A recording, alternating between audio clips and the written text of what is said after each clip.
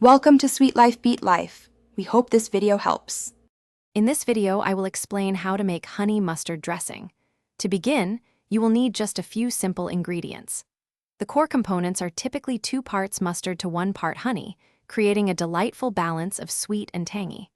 For the best results, I recommend using a good quality Dijon mustard as its sharp, complex flavor truly elevates the dressing. You'll also want a splash of apple cider vinegar and a pinch of salt. Once you have your ingredients ready, the mixing process is quite straightforward.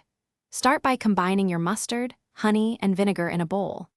Whisk these together thoroughly until they are well incorporated and smooth.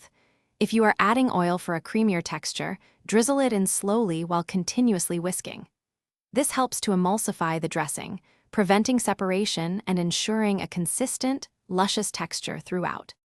One of the best things about homemade honey mustard is how easily you can customize it.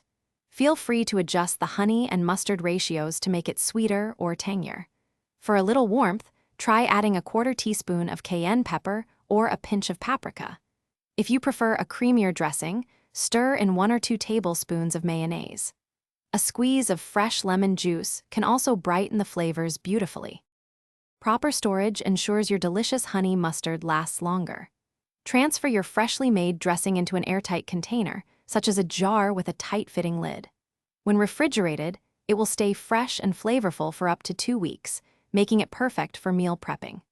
This versatile dressing is fantastic on green salads, as a dipping sauce for chicken tenders or fries, or even spread on your favorite sandwiches and wraps. Thanks for watching. Consider subscribing if we helped you.